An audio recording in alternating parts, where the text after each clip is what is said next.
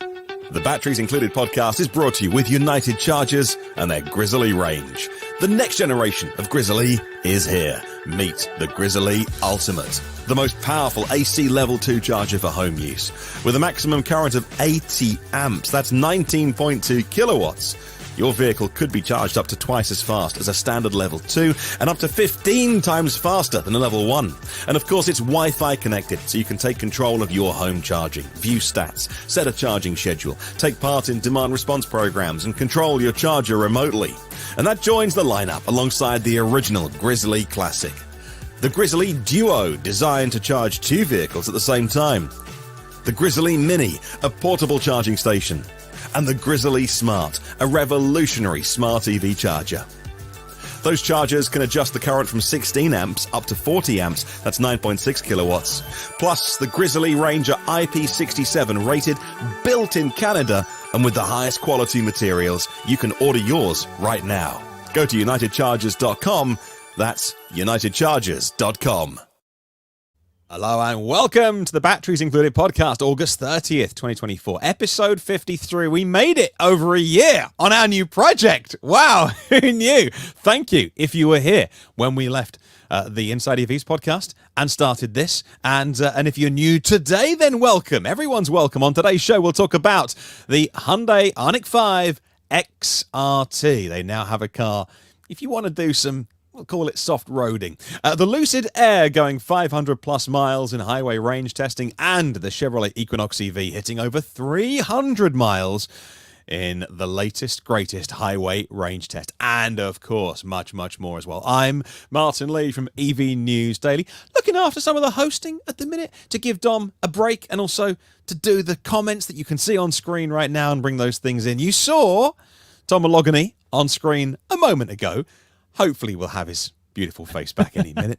For our audio listeners, you'll know no difference, but we've lost Tom's still feed. Here. We can hear him. That's all. I don't know what's going on. My for half the audience, wigging out. For half of them who listen to the audio version, they'll know no different. Joining us today is the assiduous Mr. Tom Malogany, senior editor at Inside EVs and host of the YouTube channel State of Charge. Kyle's had some signal issues over the last 24 hours, so we hope to be joined by Kyle Connor from Out of Spec. And of course, we have running the show, Dominic Yoni, long-time EV journalist and host of the YouTube channel Drive Electric with Dominic, and we will get into a lot going on today. Like I mentioned, not one but two 70-mile-an-hour highway range tests on the Lucid Air Grand Touring, and both Jordan and Kyle did that. So we'll get into that very soon. But Tom, I mean, do you want to have a go at fixing your camera issue before we get into it? I don't know whether you want to go and come back or, Control, that was the plan, but I wanted to say that I was going to doing that. I was waiting till you were done talking. That's exactly what I'm going to do. Hopefully, computer will reboot. So I'll see you guys in a minute. Tom's doing a reboot, and hopefully that'll be good. Dominic, just explain why Kyle and the Out of Spec team had to do two range tests on a car that you really go on. Right. Yeah, just before we get into that, I just want to say thank you very much to Gary Bushy, who says happy birthday and sends a nice little gift. I really appreciate that. Thank you so much. Thank you. So it was. I actually made it quite a. We have confetti on our screen for some reason. I don't know why, but it's our birthday. Why not? That's right. The Lucid Air GT, the Grand Touring, made news this week, and because of Kyle, basically, because he ran some highway range test, or the patented 70-mile-an-hour highway range test in the Lucid Air. Actually, Jordan ran one, and then Kyle ran it again the next day, because apparently, just for funsies, right? Because I mean, who doesn't want to drive like 500-ish miles at a stretch? Oh man, that's a long range car. I'm not really sure how long it took them at the time wise, but I guess you all could do some math and let us know.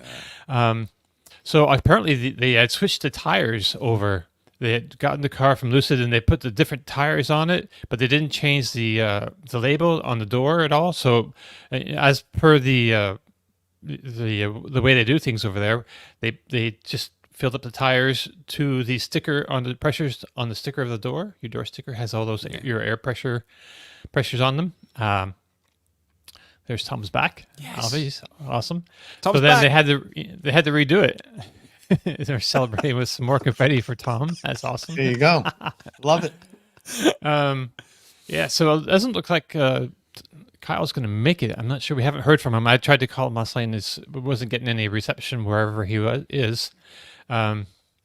So the tire pressures. So, but there were different tires, didn't match the sticker, and so Kyle had to do Jordan's. Like, Jordan, thanks a lot for taking one for the team, but we got to do it again.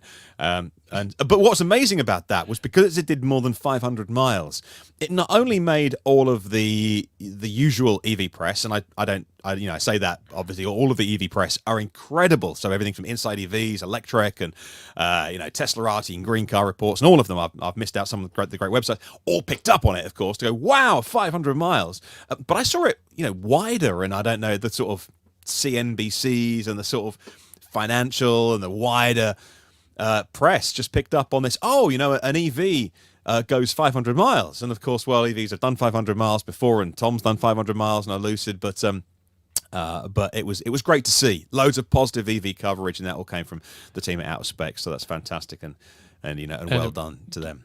So we didn't see the results. I believe Jordan, who had the wrong air pressure slightly and maybe slightly better conditions, he got 503 miles on his test run, and then Kyle got 510.5 miles. See, and that's they ended it at the state place where he was going down the highway 70 miles an hour. Actually, the speedometer rates 72 because they had it corrected, by GPS, so they had to actually run indicated 72, but it was actually 70 miles an hour.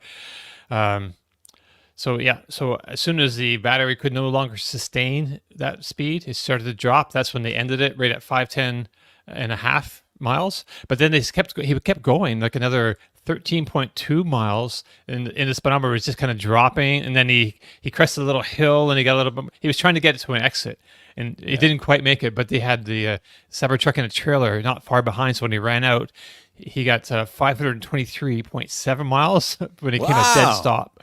No way. So that's like an extra 13.2 miles, after he couldn't maintain 70 miles an hour anymore, which is pretty cool. And Jordan's saying, good morning from the Lucid again. Good morning. Good morning, Jordan. Just like when you range test a Lucid, you're always in it. You've got to be comfortable. I've done a few of them, and it is, I tell you, I love driving the Lucid Air, but the range tests are brutal. They just go on forever. It's 8 hours of driving, and boring driving. When you're driving to nowhere, I find it's a lot more difficult than going to a destination. If I'm going somewhere 800 miles away, it's like, I know I'm going somewhere and passing things, but when you're driving in like loops to just to burn the battery down, it's so boring on a long drive like that. And one of the things I found interesting was, if you guys remember, Martin, you alluded to when we did the first Lucid Air range test, Lucid allowed me to be the first kind of independent news person to drive it to zero to do a 70 mile an hour range test back like 2 years ago. I went 500 miles on the nose. And then Kyle had the same vehicle, same spec vehicle, a couple months later. And he only went 460 something miles, I think, with the same spec car. Now, I just did the Lucid Air, Grand Touring, 70 mile an hour highway range, the same spec car that Kyle and Jordan are driving. It might even be the same car. No, it's different areas, but same spec car. And I did 463 miles. Now, I didn't run it till it stopped. And I ran it till it was 0% state of charge, and I actually drove it a couple more miles. But Lucid actually contacted me after that. They dialed into the vehicle because they were surprised I didn't get closer to 500 miles or even 500 miles.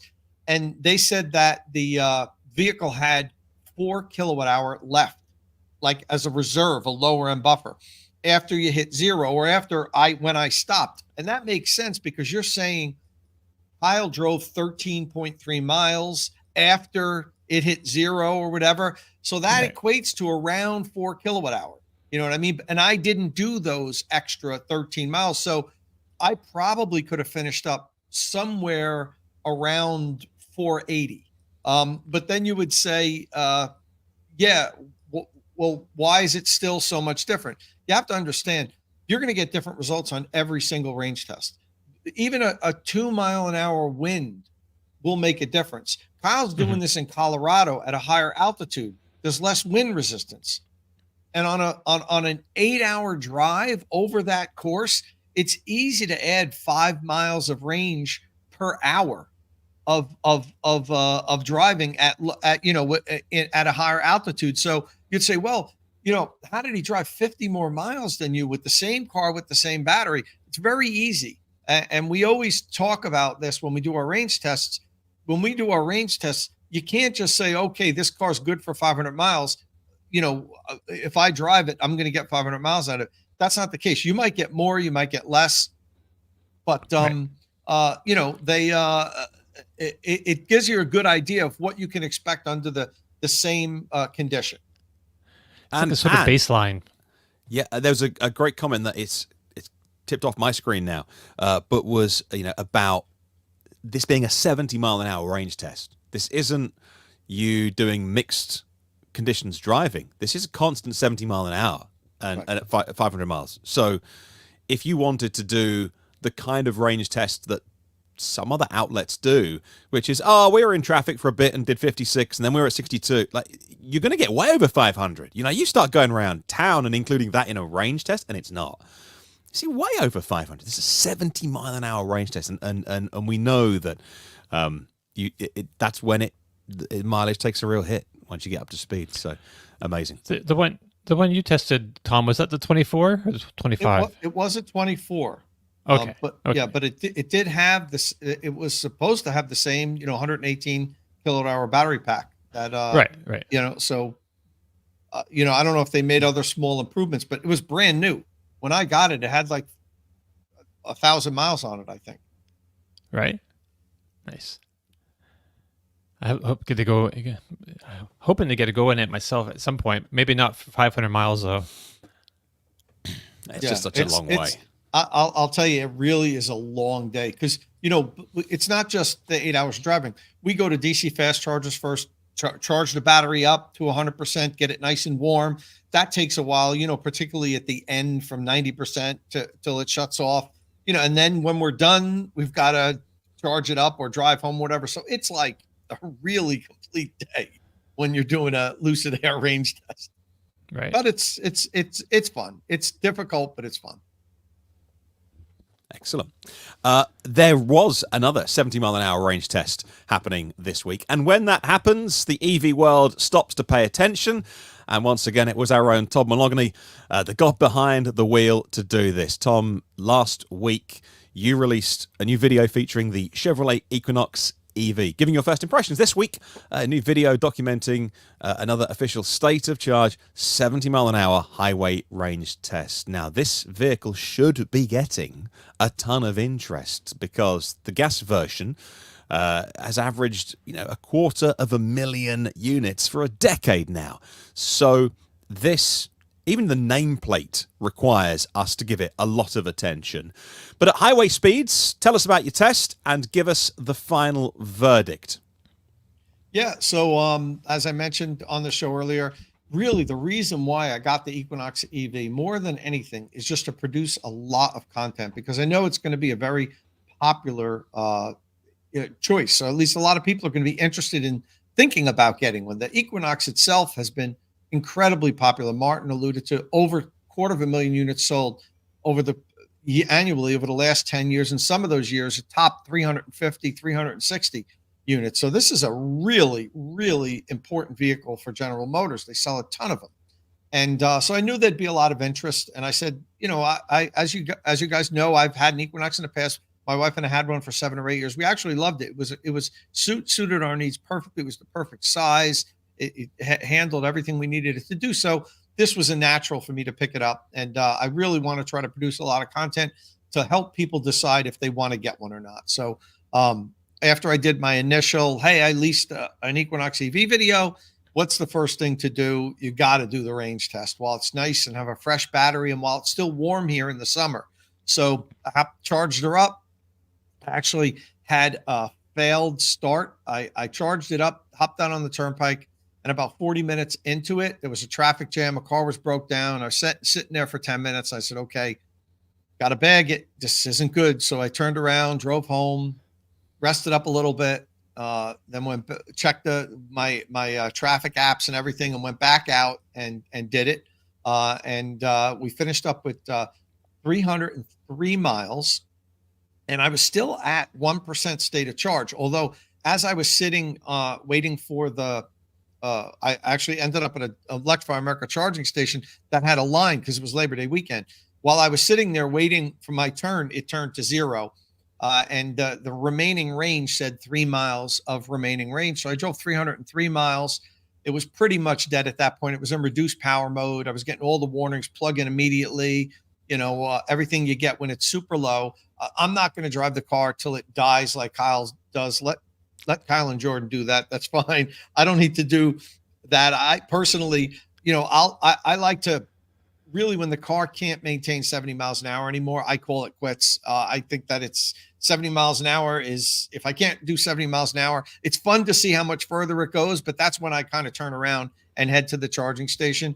And at this point, where I have to get off the highway, if I would have gone one more loop to the next exit and turned around, it would have been more than 6 miles and I wouldn't have made it. So I called it quits at 1% state of charge. So yeah, the combined EPA range rating, don't forget, I have the front wheel drive Equinox 2RS. The combined EPA range rating is 319 miles. The highway range rating is 291 miles. So I was figuring I was going to do around 285-ish. I was thinking somewhere around there. I was using the Model Y as kind of like a base because the Model Y has a EPA rated range of 320 miles, and which is basically the same as the Equinox. And I range tested one of those a couple of years ago, and it went 270 miles. That was different conditions. I'm going to try to get a new Model Y now. Matter of fact, Pete Bremy, who's in the comments section, my friend, just bought a Model Y, a month or so ago, and I think I'm going to use his to do a range test on the same exact highway, same route that I did the Equinox, to give us an idea of a comparison. But it's not really a fair comparison because the Model Y is all-wheel drive and I have the front-wheel drive. I really need to get an all-wheel drive Equinox, which I'm going to, and do the range test on that to compare it equally. But I averaged 3.4 miles per kilowatt hour in my range test, which is very good. But the surprising thing, and I'm going to do a follow-up story and probably video on this, I've already reached out to GM, is that General Motors states that the Equinox has an 85 kilowatt hour battery pack usable. But in my range test, I accessed like 90.2 kilowatt hour, and the battery wasn't dead. I had at least another half a kilowatt hour, maybe a full kilowatt hour in the battery pack. So, about 6 kilowatt hour more than what General Motors states is available, I was able to access. Now, I know I had a lot of people say, Tom, did you consider the energy added with regenerative braking? Well, the way the Equinox infotainment displays the amount of kilowatt hour used, when you regen a tenth of a kilowatt hour, it then subtracts that off of what you've used for that range test. So it doesn't add it on top of what you use. So the 90.2 was a true 90.2. I probably used 93 in that range test, but they subtract the energy that was brought in by regen. So I'm pretty sure that the Equinox has like an 88 or 89 kilowatt hour battery pack, and there's some evidence to that in some of the documents that GM posted with the battery size. If you multiply the cells up, you get somewhere around 88 kilowatt hour. But I've reached out to General Motors, and they've already gotten back to me and said, look, I need clarity on this. Everything that I am seeing shows that this is a bigger battery than what you're stating. And also I've been doing a bunch of DC fast charge recordings. I'm going to be putting out a video pretty soon on that. When I fully charge the car from 0 to 100%, the station just displays that it's sent out 100 kilowatt hour. So there's always charging losses with heat, and there's also the thermal management system that consumes energy during your charging session. And with the Equinox, the fact that it has low pack voltage, it's pulling some high current, so it actually would maybe have slightly more losses than some of the other competing EVs. So I would expect that, but what I'm seeing is like between 16 and 18% losses. And normally when I do these DC fast charge recordings, I'm somewhere between 7 and 13%. Yeah. So, I mean, I have the range test that shows I used more than 90 kilowatt hour. I have my DC fast charge recording saying something's off here. So I really do think that the Equinox's usable capacity is closer to 90 kilowatt hour. Well, why would GM do that? Why would they understate their battery size? It could be for warranty reasons. They could be, stating that, you're starting off with an 85 kilowatt hour battery pack. So a few years down the road, if you've lost, 15 kilowatt hour, your percentage isn't as big as what it really was, well, this doesn't qualify for warranty. You've got 75 kilowatt hour, you've only lost 10 kilowatt hour when you've really lost 15. I'm just, being, I guess pessimistic on why they might do something like that. But I'm sure they have their reasons. I'm going to do a follow-up video on that. I'm waiting for them to respond. They've already responded to me and said, we will comment on this. Just give us some time. So I'm pretty sure it's got like a 88 to 90 kilowatt hour pack. What's the official gross size of it? I don't think they list the official gross size of it. You'd have to go into EPA documents, I guess. I did. And so in the EPA documents, it says 99.8 is just why I was asking. It does. Okay. I didn't know that. So 100 kilowatt hour pack, it makes sense that it would be probably 88 to 90 kilowatt hour. And maybe just for, I don't know what the reasons are, could be warranty reasons, but that's being cynical. They could just say, there's different ways also, to be fair, there's different ways of measuring the capacity of a battery, and they could be using a conservative way to do it. Battery capacity isn't like your gas tank. There's not a finite number like where you've got an 18-gallon tank. You can fill it to 18 gallons and then it drains. Depending on the temperature, depending on even how you use the vehicle, if you hammer your car and you create extra heat, you're going to pull out much less energy. Same thing when it's cold, because that chemical reaction slows down. You can get less energy out of the pack than what it could at higher temperature. And when I did the range test, it was perfect weather for range test. It was like 85 to 88 degrees, 70 mile an hour driving, doesn't stress the pack. It's just like a nice, it's almost like the perfect way to draw as much energy out of the pack as you can. So, it's just interesting. I found that more interesting. It almost overshadowed the fact that it went more than 300 miles, 70 miles an hour, which is a great result in my opinion. Result. It's a true 300-mile electric vehicle in, at highway speeds. And, but then this came up as I'm watching the gauge the whole time. I left it up on my screen, the energy, and I'm looking at 25%. I'm like 22.3 kilowatt hour. I'm like, well, maybe it'll correct itself at 50%. And at 50%, it was like, 45 kilowatt hour, something like that. I'm like, it's up to 90. Like every quarter, I'm like, well, maybe it's going to correct itself. It's just reading it improperly, but no, it just kept adding on. And that's where we ended up with. There is by the way, Diane Wallace. Thank you so much, Diane, for supporting the channel and supporting the work that we do here. And we really appreciate that. Thank you so much. So Tom, this is sorry. Go ahead. I just want to mention we have Bobby Fison is saying, holy crap, it's got 100 kilowatt hour pack size. That's way too much battery for cars to be cheap. Yes. And it's kind of a good point, but this one does start at $34,999 or whatever. So basically a $35,000 beginning base MSRP. And sometimes dealers will sell below that price as well. And then there's the $7,500 tax incentive. So it actually is it's a really good, I think it's a pretty good value actually, right? It absolutely is. And they have really great lease deals where they roll in the federal tax incentive. If you have any state incentives, sometimes there's even local incentives. GM's also offering a bunch of different incentives that you can qualify on. I told you guys in a podcast a couple of weeks ago, I got mine all in for $7,000 for a 2-year, 20,000 mile lease. And that includes $1,200 of that went to the state of New Jersey for right. EV road tax and registration fees. So this was a $5,800 lease for 2 years. I mean, how could I not get that? So, it is an affordable EV, even though it's got a big battery pack. And Mark Richards, thank you so much, Mark, for that super sticker via YouTube. We really appreciate it. Thank you very much. I think we're at a stage of the electric vehicle adoption curve where a lot of this has to be ironed out. And I felt this way for a long time with connected vehicles.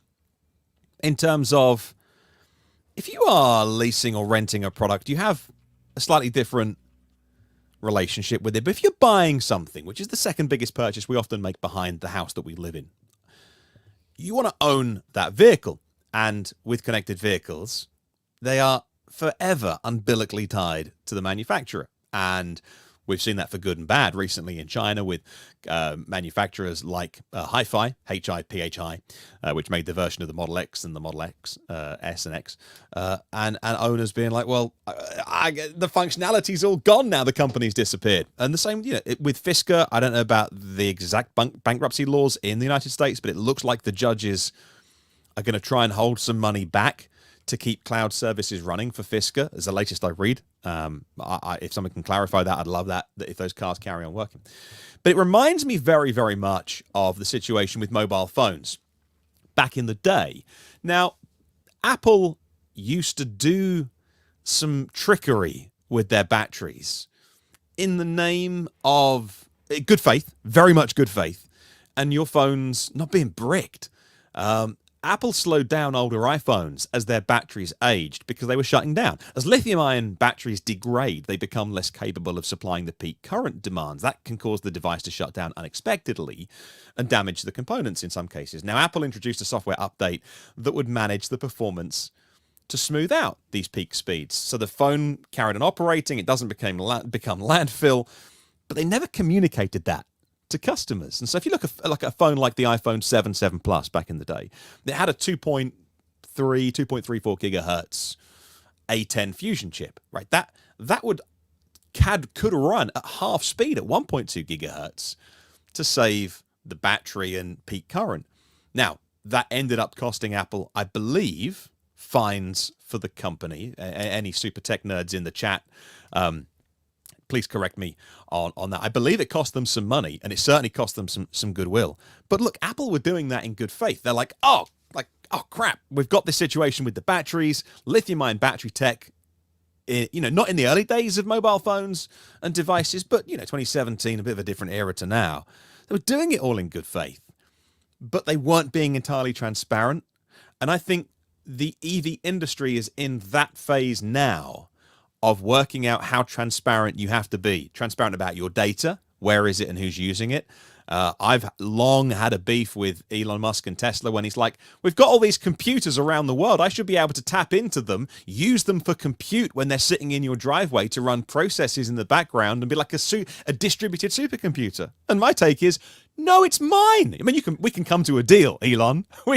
There's an arrangement, you'll pay me. But he was saying, well, no, but you could just be happy that you own a Tesla. That's not the way this arrangement works. And I think the case that you're talking with Tom about gross battery size, net battery size, how much energy you got out of it, what battery's in that car? Who made that battery? The Koreans are going through a whole thing at the minute because a Mercedes went up in flames in a garage and the media blew it up. Bad turn of phrase there, but and now there's this whole thing about, well, every EV should have a label on it about who made the battery, and the Koreans are they're having a little moment about batteries, but they're very, very safe, by the way. And I feel like EVs are at that point at the minute where we need more transparency, because the manufacturers, I believe, are doing it out of good faith. And I believe they think the customers don't need to worry about this. But, Tom, they do need to worry about it because it's their thing. It's their thing that they're buying, right? So when are you expecting to hear back from GM? What's the deal? So they were kind enough to respond. Do you have a deadline? When do you need an answer? And because a lot of times that's how it works with reporters or, writers. They're writing a story and they'll email a manufacturer and say, look, I'm doing a story on this. I need a response because let's say their editor said, this has to be up Friday or whatever. We want to be the first to report on it. But I was kind enough to respond. Look, I don't have a hard deadline. I'll wait for your answer. I won't wait forever, but this is something that I would like to have by the end of next week, because I understand sometimes it takes a few days for them to put things together, and I gave them more than enough time to respond.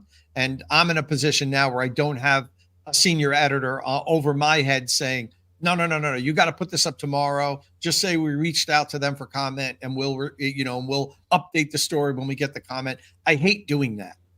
We reached out to them for comment and we'll update the story, because then nobody reads that update later on when you finally get a response to them. So I try to get it right the first time, and that's what I'm doing here. I'll definitely make a short little video on this once I hear back from them, and I'll post a written article on Inside EVs to kind of explain what's going on with this, because it's newsworthy in my opinion. I am virtually certain that the pack is substantially bigger than what they report, and that's news. Very much so. All right. Well, we'll obviously report that here on this podcast. Go ahead, Dom. I was just going to say, before we get into the news, I just wanted to mention, since Kyle's not here, I did want to mention that he had some interesting videos up this week that, if people are interested, they should check out. So on last week's show, we talked a lot about him charging, his house. I mean, not charging his house, but powering his house while he was on the podcast with his Cybertruck. He's got the Tesla PowerShare bidirectional whole house backup. So he's put up a video of that whole installation, and then just his whole setup there. So if you want details on that, that's up on the Out of Spec reviews channel. He did the range test, of course. He has a video up about the Ioniq 5N, ripping around that. I haven't watched that, but I believe he tries out all the different modes that it has, and it has a lot of modes.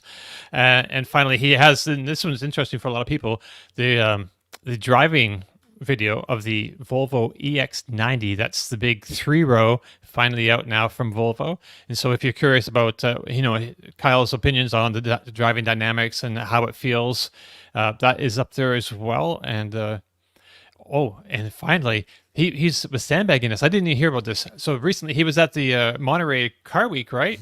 And he didn't really mention, I don't remember him mentioning anything about driving this thing, but this video popped up this week. He drove the Maserati Gran Cabrio Folgore, which is, Folgore is the electric Maseratis coming out.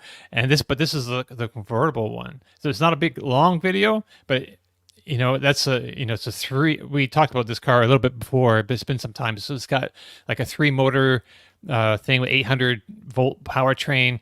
It makes 0 to 60 in 2.7 seconds, so it's pretty quick.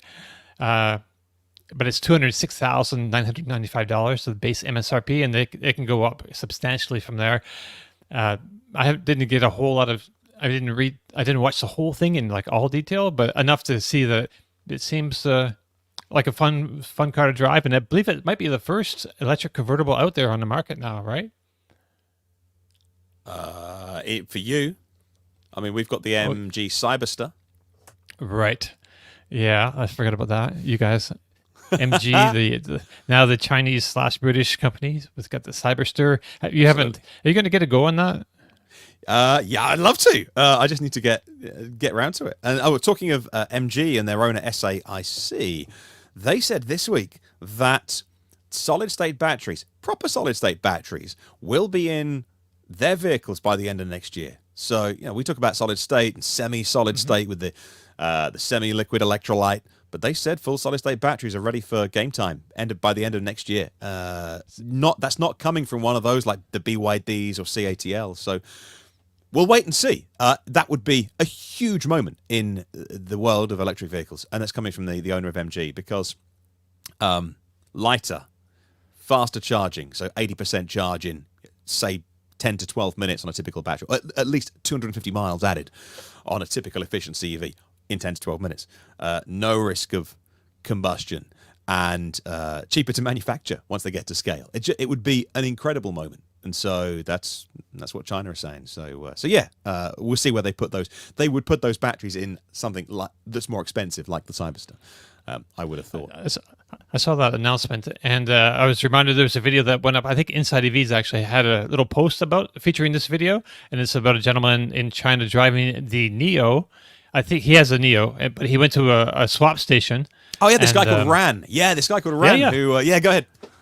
I was just going to say, he went to a swap station and he got the Neo 150 kilowatt hour battery, which is a semi-solid state cell based, so it's only a little bit heavier than actually I think their 75 kilowatt hour LFP pack. It's like just a bit heavier, but double the energy inside that. So that's a great video, actually, if people want to go check that out. I really enjoyed it. There's lots of, besides like all the geekery, all the EV geekery, there's, some travel shots, and he shows this hotel he stays in was amazing. I've stayed in some nice hotels, so thank you, auto manufacturers. But this is a really nice room. And talking to people a little bit and showing, it's kind of nice to see the Chinese countryside and hear the people talk. And yeah, I just enjoy the video, so I just wanted to mention that. So the final specs on that were, you mentioned 150 kilowatt hour Neo ET5. That's the sedan, the saloon. He did pull into the swap station, or power swaps as they call them, power swap location at 0. He had some more range left, but it was displaying 0. And as you mentioned, impressive, 554 miles. And we've all been going crazy over the Lucid doing 500 miles. 554, and which is 891 kilometers. But yeah, what was interesting, as you say, Dom, is he swapped out. He swapped up. He upgraded for 2 days, which cost about $42, 300 RMB, but about $42. And that's one of the genius things about battery swapping. And it won't work out all around the world, but it works in China. We're seeing if it works in Europe.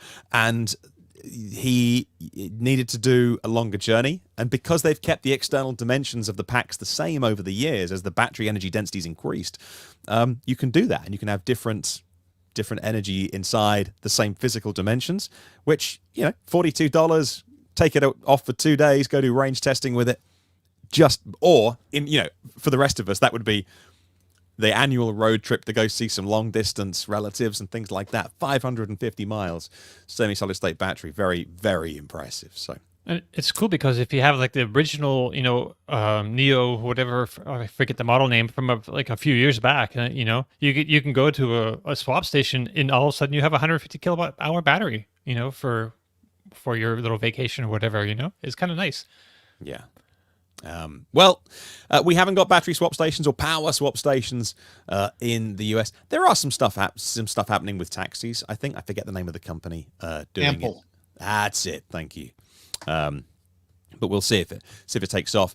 So we haven't quite got battery swapping, but Tom, we didn't talk about this last week. You did recently put the Shell Recharge 40 amp portable EV charger, so at least you can plug in wherever you are, through the usual test procedures. This is a unit you tested previously, didn't do so well.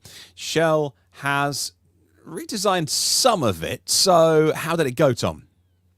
So first of all, it's Shell by name only. A company called EV Goer makes it, and they brand it under their own name, EV Goer, but then they also have Shell branding. When I reviewed it the first time, it was like 2 years ago, I'm not even sure if it was EV Goer. It was a different name that it was being sold under. It might have been another company that EV Goer owns or whatever, but it wasn't EV Goer. In any event, Shell basically licenses their name. So Shell doesn't make this thing. And I did the review a couple of years ago. This was the review I did a couple of years ago. One of the things I found, if you're watching on the video, was a slight little tug would pull the wire out of the plug, and you just can't have that, especially if it's supposed to be an outdoor rated charger. I found a lot of things wrong with it, and I actually hit it pretty hard in my review, so hard that the company actually reached out to me and asked me to take the video down. Yeah, 2 years ago, they're like, yeah, like that wasn't a good review. Like, would you mind maybe taking it down? It's not how this works. Because, well, that is how it works, Martin. That's the crazy thing about it. It's how PR works. It's not how it works for me. But if you go online, one of the things I think why I get a lot of views on some of my reviews is most of the other people that are reviewing electric vehicle chargers basically just take them out of the box and regurgitate what the manufacturer tells them. Like, oh, it's got a 25-foot cable. It delivers 40 amps. It's outdoor rated. It's NEMA 4, enclosure, blah, blah, blah, blah, blah, all this stuff. And they don't fact check any of the stuff. And, and then they say, well, use my code and save, 10%. And you also get, and then they get affiliate commission on the sales. And I think that's what a lot of these companies are used to. They're not used to somebody actually fact checking them and checking. You would think by now they would know that I do this stuff. So anyway, I said, of course I won't take it down. And they said, well, we're redesigning it. We're going to make it better. I said, great. When you redesign it and make it better, if you want me to re-review it, I will. Send it to me. So this is what happened a couple of years later. They're like, we have a new unit. It's safety certified now. The first one wasn't safety certified. It's got a longer cable. It does this, all these things. I said, send it to me and I'll review it. So this is what I did. And it is a better unit, 100% better. It's safety certified now. There's a lot of things better. I pulled the plug really hard. Nothing's coming out there. It's got a different connector. They made a lot of improvements, but it still isn't perfect. There was a couple things I found wrong with it. The little display shows the energy that's dispensed during your charging session. And it worked fine unless I was when I put it under my extreme heat test, where I bake it for 120 degrees for 2 hours. And then I charge for 2 hours with the heat lamp on it. That meter stopped working. It stopped displaying how much energy was being delivered to the vehicle. I mean, I was baking it. The innards were at, I think, 150 degrees at that point. So it was nice and hot, but I found that wrong with it. Another thing I didn't like about it was they advertised it has a long 25-foot cable. The cable's not 25 feet long. The cable's 22 feet long. And if you measure it from the end where the outlet is to the end of the connector, it's 24 feet. But that's not how you measure it. You measure the cable from the body of the charger to the end of the connector. So there were a couple things that still weren't 100% legit on it. And it also has a really weak warranty. It only has a 1-year warranty. When charging equipment only has a 1-year warranty, it's hard for me to really get behind it because they're telling me that they don't have confidence that the product's going to last long. So, if the manufacturer doesn't have confidence, how do you? So, those are the negatives. Other than that, it performed pretty well. It's not something that I would tell you not to buy. It's definitely a unit that works fine. It's got a nice little display, as you can see on the screen if you're watching the video now. It shows you your amperage. It shows you the line voltage, the interior temperature, how much power it's putting out. Didn't do well in the cable deep freeze test. The cable's a very poor cable. If you're in a super cold area and you're going to charge outside, this probably isn't the right portable cable for you. It's really thick, which it has a really thick outer jacket. It's probably very durable. But if you're watching the video now, you can see me uncoiling it. It's like a spring. That's kind of not what you want. You want it to be flexible, even in cold weather, so you could manipulate the cable after you've done charging. You're going to roll it back up and put it back in your car. This thing's kind of a bear to deal with if it's super cold. But other than that, it worked. It worked fine. Oh yeah, and Brennan wrote, "Is it still this ugly color combo?" It is, and I mentioned that at the end. Really? That teal, blue, and yellow. Although some people commented that, you shouldn't be worried about the color of it. I actually like that it's not a boring black. Which, so hey, that's you have an option now. Most chargers are just black and white, but if you want something with some pop, maybe the Shell Recharge is the charger for you.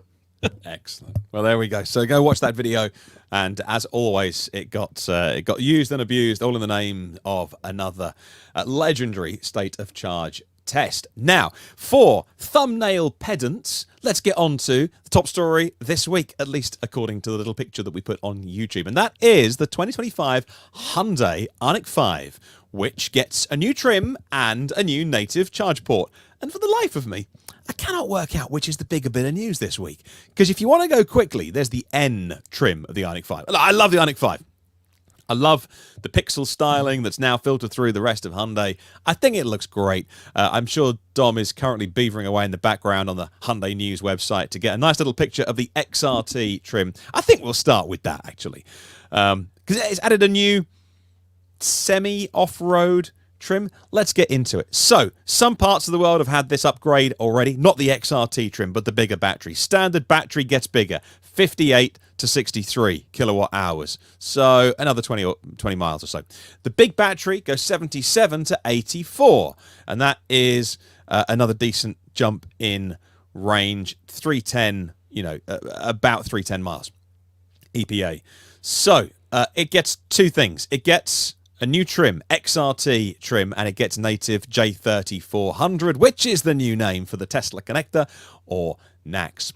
Gets a new rear spoiler, the new aero wheels, a new rear wiper. It gets a rear wiper, and it's got the new center console. It's got more buttons inside to access the things that you want to do quickly, and the new 3-spoke steering wheel. When it comes out, it's going to have, this is made in the US, when it comes out it'll have CCS, but they say the cars that get delivered from 2025 will have native NACS. And so that's all the Hyundais. So not even just, it looks like to me it's like all the Hyundais in that statement. And obviously they will then come with the reverse adapter to what everyone's using at the minute, because you want to be able to use the rest of the CCS stations. So you get 17,000 supercharger stations and about the same again CCS. And so you get the other way around. So you are natively on J3400, and then you get to use all the others with an adapter. And, for everyone in the room, as it were, you and I, we all know this. But I wonder if you are purchasing a Hyundai and you don't know that, whether it's a big enough deal to delay a purchase. Sort of Osborne yourself a little bit if you made a big deal of it. Maybe Hyundai worried about that. So would you delay a purchase because you want native NACS? Do you care? I don't know. Not sure. The answer will be different for every individual. Doesn't get the full federal tax credit, $37.50, because it is made in the US.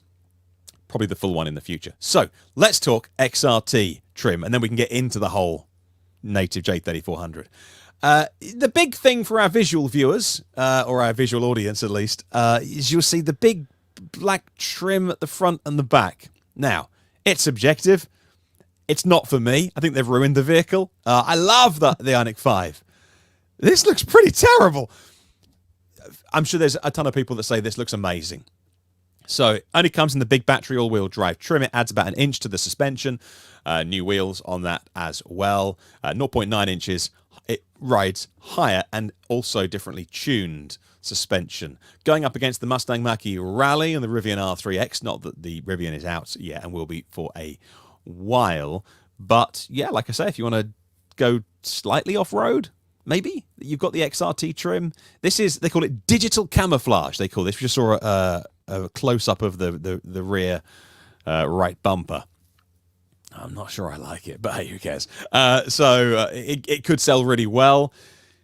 Dom, you've been showing the pictures. What do you make of it? I mean, the XRT, I kind of like it.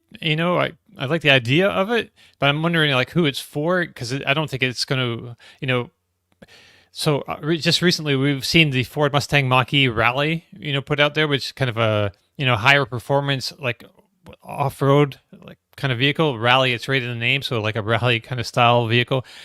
And then we have the R3X coming out, which is also, in that kind of mode, but a very much a smaller vehicle. This is a bit like a couple feet longer, I think, than the R3 will be. But this is more like I feel like it's more of an appearance package. I'm not sure, if they've done enough to make it like a true, off-roading kind of fun thing yet. I don't know. I'm sure it'd be fine, like on dirt roads. And they talked about the increase in the approach and departure angles. That right. they're really trying to say this can go off road. Is there a big market for this? I mean, we sell a fair amount of Subarus in this country, and I think that's kind of maybe who this is aimed at. You know, people who like that kind of, you know, it's not full on off road. I mean, some people can, you know, soup up their Subarus to, I guess, go off road, you know, more hardcore, but at least older ones. But yeah, it's really, you know, you get your roof rack on that thing, and you can throw your kayaks and other stuff on the roof and head out to the countryside, and, you know, go make your way down the dirt roads, up your mountain roads, and without any worries. And I guess that's kind of what they're looking for here. Tom? Yeah, that's pretty much what I see. I don't think this is like a super enthusiast car, like off-road rally driving. I think it's more aimed at the people that Dom mentioned, like the Subaru drivers, people that live in areas that you know, have to drive 3 miles down a dirt road to get to their house, and occasionally there's bumps in it, you know, and the original one just wouldn't have enough clearance. They're worried about, you know, the front scraping and rock chips and everything. I totally agree with you as far as appearance. There's no way you could make an argument that this looks better than a regular Ioniq 5. I'm sorry. You know, it looks maybe tougher, more you know, off-roady, but I don't know how you would say it looks better. But that's functional, those lower sections, you know, for rock chips and so forth. And there's a lot of people that live in places that this type of vehicle makes sense, where they're not just going to buy a regular vehicle where, you know, they're going to scrape the front. And, you know, that's why Subaru has done so well in certain areas. So I don't think Hyundai envisions this as being some, you know, big seller, but it's a little bit of a niche vehicle, but it will serve a purpose. And I'm glad that Hyundai, and I like when I see manufacturers, I praised Ford for doing the rally. You know, it's nice when they do variants of their electric offerings. It shows that all on commitment to that vehicle and electrification. They're not doing the minimum. They're doing what they do with their combustion vehicles, offering different variants of it to serve all their customers. And there will be people that this is a perfect vehicle for. And, you know, it's for those people that may have may have looked at the Mustang Mach-E Rally as the vehicle that would serve their purpose, an electric vehicle that could go off road and, you know, do the things that I was talking about. This is going to be about 15,000 less than a Mustang Mach-E Rally. So in that regard, it's gonna it might open up this type of vehicle for a lot more people. Yeah, if I would have it in either a dark gray or a black color, and that way that the so-called digital camouflage, the big black trim that they've added to the wood at the bottom of the vehicle, that it would not look so different. They've used a white vehicle in this video that we're showing for our YouTube and Twitch viewers, and so yeah, maybe that would help the styling. You know, cars a lot of the time can be what color you paint them in. Maybe a big bright pop of red, and the contrast would look cool. So I'm not sure. Let's go on to the charging stuff, Tom. So pricing for the 2025 model year Ioniq 5 not yet fully confirmed. Hyundai expects it, like I mentioned, to qualify for the 3750 tax credit due to its production at HMGMA, which is Hyundai Motor Group Meta Plant America. That's in Georgia, by the way. And it does go on sale, they say, later this year. So, I mean, we're in Q3 now, so I'd think Q4. Initially with the older CCS port, but they say by Q4, which is obviously a big window of time, you're looking at 12, 13 weeks, all new Hyundais will get NACS. So again, they might just get a few thousand of these out the door with an old CCS port on. I don't even know if that's a big deal or not. I would probably wait to be future-proofed. But if you never want to use if you're going to have the vehicle maybe for 2 years and you never want to use a supercharger, and you only ever want to use CCS and you can't be faffed with using an adapter, you might want to be one of the first ones. I'm right in thinking this is the first vehicle. The Hyundais will be the first ones to market with native NACS, right? It looks that way. And this is a big deal. This is a really big deal. It looks that way, and it looks like they're really as committed to that transition as any OEM. They're all committed, but it looks like they're going to be a really early mover with regards to getting the native NACS port on their vehicle. Now, when they get supercharger access, that's another story. We don't have any clarity on that. That's another topic that I've reached out to the manufacturer and said, hey, this vehicle is going to be coming out really soon. Can you give me a timeline on when you're going to have NACS supercharger access? I sent that email out a couple of days ago. I got a response that give us some time to talk to you about it. So I don't know if I'm going to get an answer or if I'm going to get a response that's a corporate, we don't want to, at some point in the future, we'll get it, so, but I have asked at least, and hopefully Hyundai might give me some information on that. So that's a big question. As far as would you buy it now, Dom? I think the overwhelming number of people that understand that this NACS CCS thing will hold off, especially since it's going to be really soon. But there's a lot of people that go into dealerships don't understand the difference. Those are the people that are going to buy the CCS. Personally, if I was buying it to hold on to it for 10 years, I would wait for the NACS. If I'm doing a 2-year, 3-year lease, it really doesn't matter. It really doesn't matter. And you'll be using an adapter either way, depending on where you charge. Exactly. So, but I know a tremendous amount of my followers, when I make videos and I talk about how I'm like agnostic right now about getting a car, like, I got the Equinox EV, that's a CCS vehicle. When I talk about how it doesn't matter to me because there's adapters, a tremendous amount of my followers are like, Tom, are you crazy? I'd never buy a car in 2024 without a NACS port. And I just, that's fine. You could have any opinion you want on it. And I understand if you're going to buy something to keep it for 5, 6, 7 years, and then you want to sell it. I think resale value might be a little bit better towards the end of this decade if you have a NACS port as opposed to a CCS port. But, at this point, if you're leasing a vehicle for 2 or 3 years, which most people in the U.S. now lease cars, especially EVs, because they're not sure what the resale value is going to be and so forth, it really doesn't matter if you get one. You're going to have one of the 2 adapters you're going to be carrying with you. So, it's and Hyundai's giving you the adapter, I think, with the vehicle. Yeah, correct.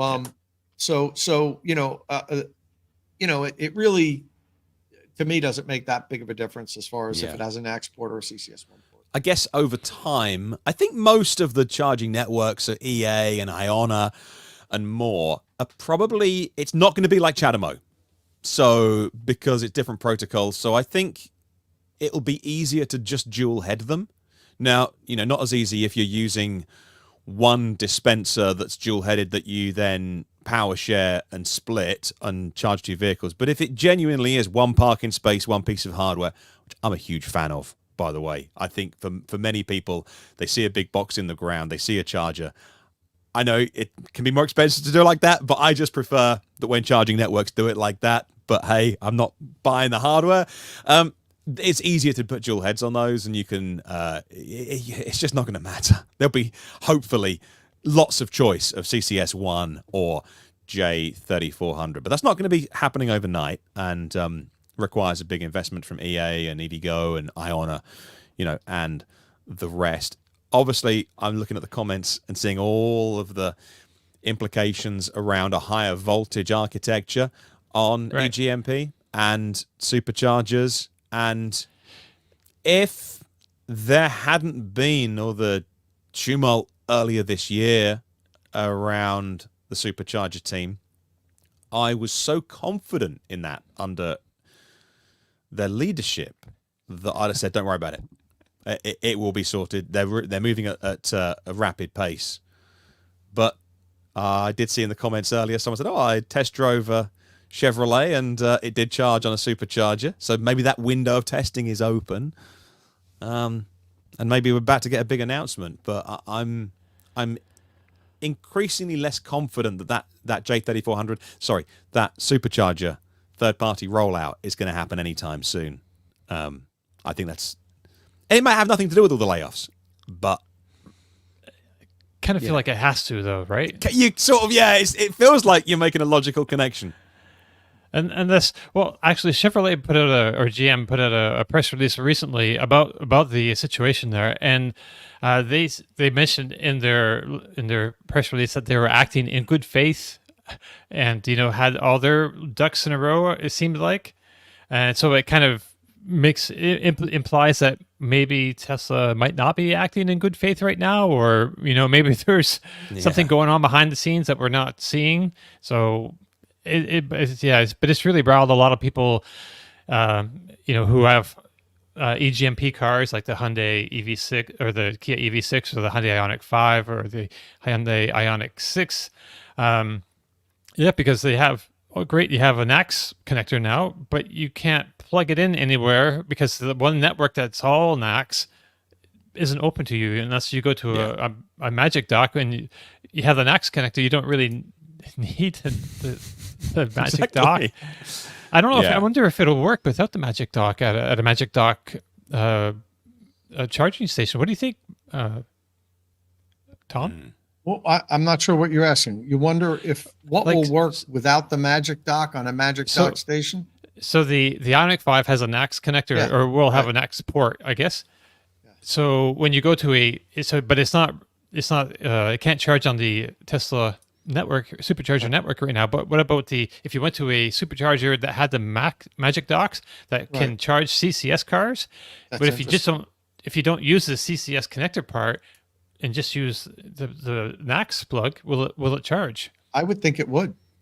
I'm thinking it might. I would think it would, because the whole reason, the main reason why these vehicles need to be the software needs to be certified. They'll all charge on Tesla Magic Dock superchargers now. It's not a problem like a compatibility issue. The manufacturers want to control the companies, their vehicles, the data from their vehicles charging. So they want the charging session to be authorized through their native app, not the Tesla app. And that's why all the cars can charge on Tesla Magic Docks now, because they go through the Tesla app. And they could make it easily. This could be a lot easier if the manufacturers didn't insist on having all the software go through their apps. Tesla would be able to much easier and more quickly roll out access to everyone, I believe, if they didn't have to deal with also getting their native apps to work. Donovan says it will not work because of billing, but I believe you should be able to register your car in the Tesla app, so you can. Right, but if you register the Hyundai, it might not work. But I don't know. I like to see somebody try it. Anybody in the audience have an Ioniq 5N or any eGMP car? Actually, even the Genesis GV60 would work. Be cool to see. If you do, share the results with us next week or anytime. Well, the car would have to have a native NACS port, right? Oh, it's true, right? That's not out yet. Yeah. What am I talking about? No. We've seen Hyundai's charging on Magic Docks, Right. Yeah, I'm getting way ahead of myself here. Sorry. And people in the comments talking about the testing. Yeah, you're absolutely right. Actually, we have seen those pictures of those cars testing already, and so you would hope that we're not a million miles away. So if production happens in Q4, then you'd want to get that button down pretty quickly, I'm thinking. So we'll wait and see. It doesn't really matter what's on the side of your car for now, I don't think, anyway. Right. And we're still waiting for GM. GM was supposed to be next. Sorry to interrupt. Oh, right? Tell me about it. Still waiting for GM to get access, right? And they were supposed to be next, and they were saying spring 2024. Even when there was 5 days left in spring, they were like, "We're still sticking to what we said." Spring 2024. Summer's gone. Fall's going to be here. Constant frustration. GM said, "We're returning to Europe in style. The Equinox goes on sale mid 2024." So I said, "Well, we waited, and now it's mid 2024. Where's the Equinox in Europe?" It's coming. Really? Look, I know the Cadillac Lyric is on sale in Switzerland, and I think it's in France now as well. So the rollout is really slow. And maybe they're just trying the whole Elon thing of just throwing dates out there and maybe willing them into the world. But there's so much less goodwill for a company like GM than Tesla, maybe a bit less these days, but certainly back in the day, could get away with. That it doesn't work like that. We're going to call you out if you say, "Hey, J3400 NACS access." We go, all right, where is it? I just wonder, and I know we'd never know the answer to this question, is if Elon didn't have that meltdown and fire the whole supercharger team, would we be on a different track now? I have to assume we would be. I know you can say that, but we don't know for certain because it hasn't happened. I would assume that we would be on a different track. You know, we were hearing, actually Tesla posted on their website that General Motors, Volvo, Polestar, and Mercedes were next. They were going to be the next 4 manufacturers that were going to get supercharger access. And I mean, Rivian and Ford came out of the gate, boom, boom, supercharger access, right? Ford got it. I think it was 3 or 4 weeks later. Rivian got it. A couple of weeks later, the axe fell and the supercharger team got access. Yes, a lot of people got hired back, but you know, the damage had to be done because of that. I mean, I think we certainly expected General Motors at the minimum to have access soon. We've seen their vehicles even testing, and there were days where they had access. If you had a connector in a GM vehicle, you could plug in supercharger and it would work for like 8 hours, and then it stopped. When we see that, that's typically means that they're close to getting there because Tesla opened up the supercharger so GM could do testing. But you know, it's how many months now? When was that? March that Rivian got access. We're how many months later now? We kind of expected, okay, every couple of months, when was the next shoe going to fall? And you know, I assumed honestly that by 2025, by the beginning of 2025, most of the companies were going to have access. But what a coup it's been for Ford and Rivian. And I happen to own both of those vehicles, a Ford vehicle and a Rivian vehicle. And I've done some road trips over the summer. I've driven up, you know, Massachusetts, up to upstate New York, Florida with Pete.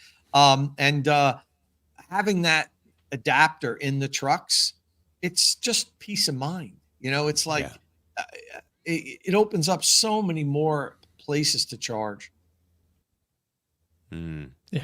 Yeah, is everything. It's just, being able to get on that supercharger network. It just makes everything so much easier with the CCS networks. Kind of not really, you know, living up to the reliability standards that we need. Actually, I'll try and find a map actually for our viewers about the Tesla supercharger stations. Let's have a think. Maybe ZapMap have a filter that I can. And the rollout. The thing is, over here, everything's CCS too. I mean, look, CCS and the Tesla, they're all built on the same protocol, so it's not the end of the world anyway. But everything is CCS too, so it was the rollout was really quick over here. But it's not every Tesla supercharging station. It's just some of them. Having a quick look here at the filters, I'm wondering if ZapMap filter it out between, you know, Tesla only. Tesla public and Tesla only. I wonder if I can put both of those on and apply that, and I'll show that to our viewers, and then we can hopefully, you know, flick between them. But the rollout, I think was pretty quick, and so they can move at, you know, breakneck speed when they need to. I'm not sure I can do that.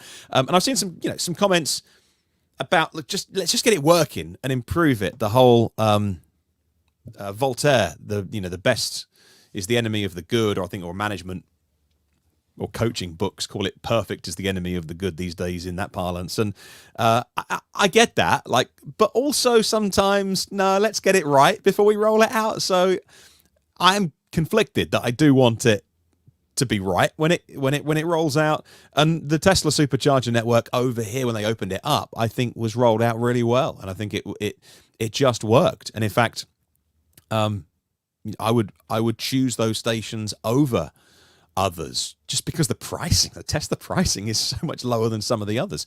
But they're often in less desirable locations. And if you want the full experience, or you want to use, like, I love the Kempower hardware that like the Osprey network use. I love the big forecourts that GridServe have. And so it depends what you want. So, but when they opened it up in Europe, it was described as a trial, but it happened really quickly. And there's plenty of choice for me to go and use public superchargers, certainly even around the UK. So yeah, we'll wait and see. But shall we move on to the next topic? We'll stay with Tesla, if you want. Tesla's new smart summon is now being rolled out. Elon Musk writing on Twitter that the feature gets rolled out for users next week. This is what the AI team have been working on.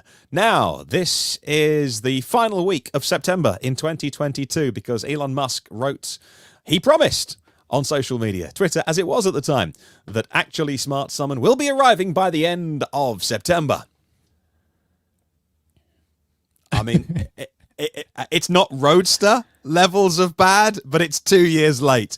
So, actually Smart Summon. Let me get this off my chest. It's very clear that many people who write about electric vehicles on the internet got very excited about the word that the acronym is, that spells. And it reminded me that many of them are probably still 15-year-old boys in their head. Yes, we know the word that it spells. There's no need to get excited about it on your articles, dear EV media. I've got it off my chest now.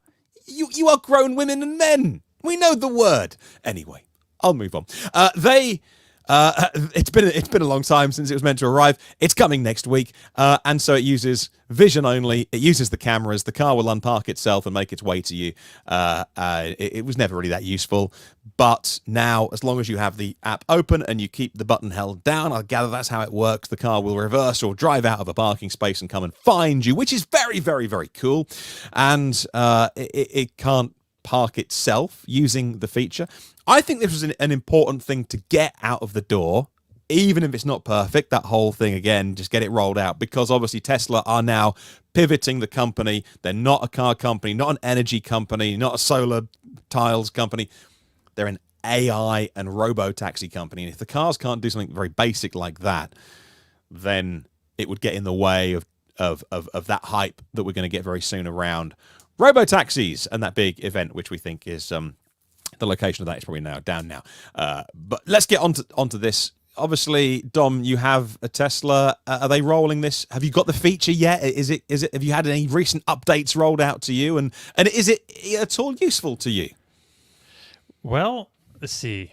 So I have a Tesla Model 3, rear-wheel drive 2018. So it's the oldest original hardware on it, and I have not gotten the update yet. But my car does have FSD, so I should get it at some point. It's been a while since I've got any FSD updates. I don't have the no nag update yet. I think that's supposed to be rolling out to people with my hardware set, but I haven't gotten that yet. So I haven't gotten the update with actual Smart Summon. I do have a Smart Summon, and I've had this car for like a year and a half. I've never actually used Smart Summon, and I've always had it in the back of my mind. I want to try it out, make a video, but I really need like a big empty parking lot because I don't want to put anybody else's vehicles in harm's way. Because you're liable, right? It's sorry? Like you're going to be liable if it hits something. Oh yeah, you're liable for sure. You're liable for it. I mean, you can watch it. You should have a line of sight so you can hold the app and like watch it. But it could make a sudden move left to right and into something. I don't know. I've heard people have had issues with it not going exactly where it's supposed to kind of go. So yeah. I'm not sure. I trust it. I don't want to risk my car, getting scratched up or dented, or somebody else's car getting scratched up and dented. More importantly, somebody else's. I need to I was thinking I should do that today or tomorrow, is go out and get some footage of the Smart Summon as it works right now, so that in the future, when I do get actually Smart Summon, I can have something to compare it with, so I'll have that footage already in the bag, so to speak. Yeah. But yeah, so far I haven't got it, so I can't say how good it is. I know it can't park itself. Inside EVs mentioned this in the article that they did. So now it'll do the actually smart someone will come to you like the version does now, but hopefully better. And you can also make it go to other places. But when it gets to that other place, it just stops. It won't go to that other place like in the parking lot and like park itself for you. Like Right. like a car that has actual full self-driving might be able to do. You might want that feature.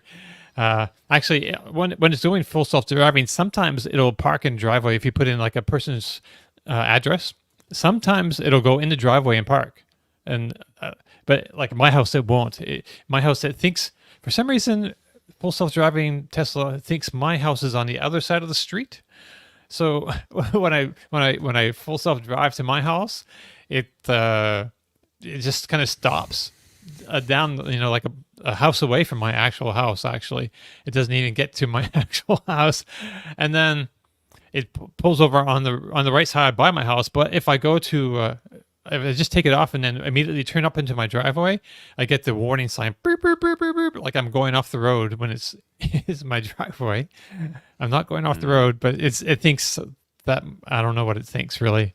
I don't know. I was hoping hoping Kyle would be here, so I could hear if any of his Teslas got, because he's got the Model S and the Model 3. So I don't know if any of those have gotten the update yet. But Tom, you don't have a Model 3 any longer. Right. Yeah. No, we'll have to wait for Kyle to be back next week. I don't own any Teslas currently, so I can't comment on that. But I will. You talked about self-parking.